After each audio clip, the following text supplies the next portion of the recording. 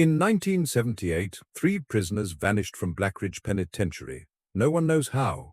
Police said they escaped, but there was no tunnel, no broken gate, no bodies ever found. 40 years later, one man came looking for the truth. His name, Daniel Carter. Blackridge Prison has been abandoned for decades. Locals say, after sunset, something still watches from the windows. This is Daniel Carter. Tonight I'm entering Blackridge to uncover what really happened in cell 13. The corridors are long, dark, filled with echoes of the past. Every step feels heavier. Empty cells, bent bars, graffiti that tells no stories. But cell 13, it's different. Here it is, cell 13. The door unlocked, as if it's been waiting. The cell looks frozen in time. Rusted bed, cracked walls, dust everywhere. But on the desk, something doesn't belong. A single piece of paper. Clean, fresh. Daniel picks it up. The ink, it looks like it was written today. If you are reading this, Daniel, you arrived exactly when we expected. If you are reading this, Daniel, you arrived exactly when we expected. If you want to understand what happened here, check the wall behind you. A loose brick, just one. It doesn't fit with the rest. He pulls it out. Dust falls. Behind it, a small metal box. Inside, an old photograph, 3 prisoners standing in this very cell.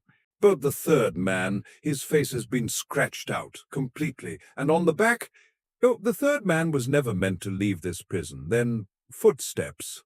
Daniel steps into the corridor. It's empty, but look at the floor.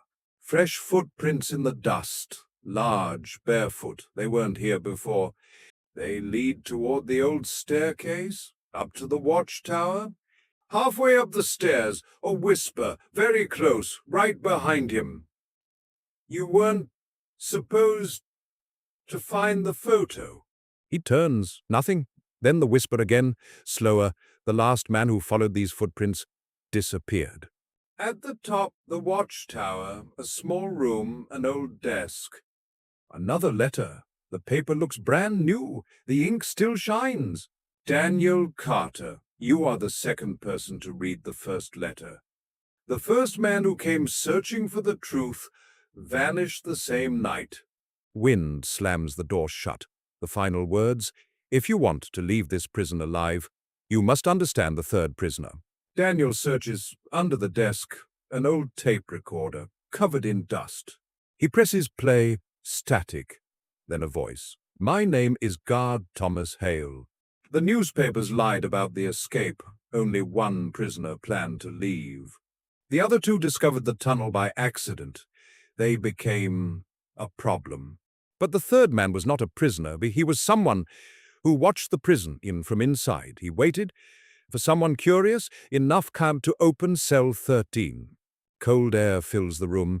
Daniel turns. At the bottom of the stairs, a tall shadow stands, watching, motionless.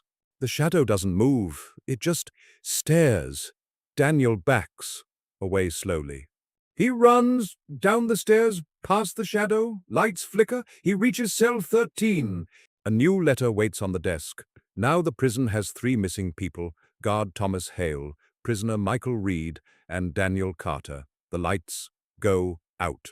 The next morning, police found only his camera outside the gate, still recording, inside cell 13. A fresh letter. Ink still wet. It ends with one name, Emily Walker. You will find out it in part 2.